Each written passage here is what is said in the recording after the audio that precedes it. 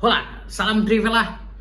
Guys, gue mau bahas pertandingan yang baru selesai. Kita lihat pertandingan pertama Timnas Futsal Indonesia melawan Timnas Korea Selatan berakhir dengan skor 5-0 untuk kemenangan Timnas Indonesia.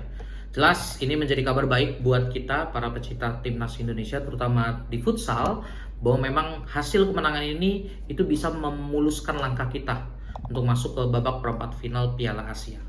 So, teman-teman, gue mau langsung bahas pemain yang bermain di pertandingan ini. Hanya minus Al-Bagir dan juga Evan Somalina. Yang pertama dari penjaga gawang itu ada Ahmad Habibi. Seperti biasa lah, pemain-pemain inti kita itu bermain, termasuk our captain juga Muhammad Iqbal. Cuman yang menjadi menarik adalah ini ada kehadiran Israel Megantara selaku pivot utama di pertandingan ini. Dia menggantikan peran daripada Evan yang memang saat ini informasi yang gue tahu itu lagi dalam tahap proses pemulihan cederanya. Sebenarnya dari segi permainan yang ada, gue cukup impresif melihat bagaimana timnas kita bermain, terutama di 5 menit pertama. Itu mereka sangat melakukan pressure habis-habisan, bahkan sampai pemain Korea Selatan tuh seperti kebingungan, bahkan nggak ngerti bolanya harus diarahkan kemana, sampai gaya bermainnya pun mereka jadi bingung seperti apa. Dan gua rasa ini merupakan kecerdikan dari coach Hector Souto untuk tidak memberikan ruang pemain Korea Selatan di menit-menit awal, melainkan dia memberikan instruksi kepada pemain timnas kita itu untuk pressure, give pressure terus, sehingga terciptalah gol pertama tadi dari set piece, di mana Rizky Xavier itu memberikan umpan ke Muhammad Iqbal dan pada akhirnya terciptalah gol pertama untuk timnas Indonesia. Teman-teman, gue sebenarnya tidak terlalu tertarik untuk bahas hasil pertandingan karena memang kita sudah bisa prediksi dari grup kita sendiri bahwa memang Korea Selatan ini merupakan tim di grup A yang memang paling rendah secara peringkat klasmen dunianya.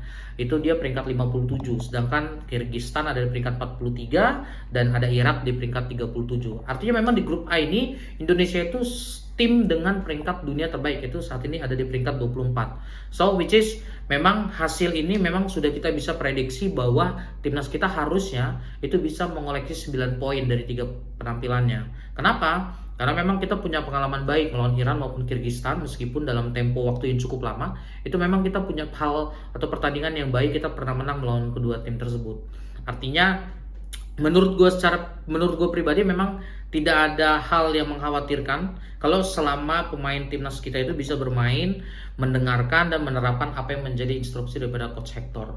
Itu kenapa skor 5-0 ini sebenarnya cukup fantastis, karena pertandingan masih pertama, terus Korea Selatan harus menerima kekalahan 5-0. Tapi bagi kita, Indonesia itu menguntungkan, karena nanti itu akan membawa spirit yang lebih juga untuk kita, terutama nanti melawan pertandingan dengan Kyrgyzstan ataupun Irak.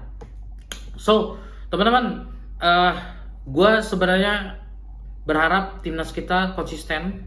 Dan memang dari pertandingan ini yang ada, sebenarnya dari segi permainan well done semua. Tidak ada pemain yang memang underrated bermainnya. Gua rasa semua yang diberikan kepercayaan oleh coach Hector bermain di hari ini semua memberikan penampilan terbaik tanpa terkecuali, maupun mereka yang mencetak gol ataupun hanya memberikan assist.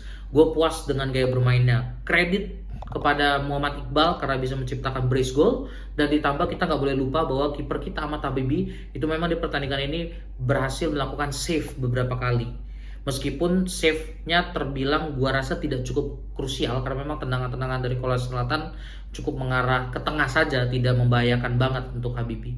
Tapi terlepas daripada itu, gue berharap memang di grup A ini timnas kita bisa berhasil menjadi juara grup. Kenapa? Untuk menghindari klub-klub seperti Thailand, negara-negara seperti Thailand, Jepang dan Iran yang memang diprediksi itu mereka akan jadi juara grup di grupnya masing-masing.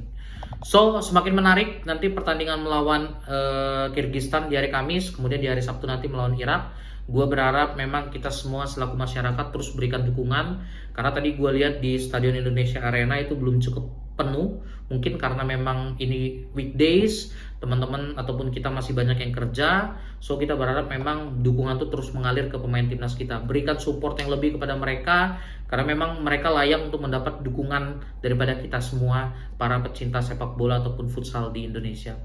Apapun itu teman-teman, kita berikan apresiasi dan jangan lengah. Message-nya adalah mereka harus terus konsisten. Nanti pertandingan melawan Kyrgyzstan ataupun melawan Irak, gue berharap gol ataupun gaya bermainnya terus dipertahankan dengan gaya pressure tinggi tadi. Demikian teman-teman konten dari gue. Jangan lupa untuk di like, komen, dan subscribe kalau teman-teman suka dengan konten ini. Terima kasih, selamat malam, salam olahraga.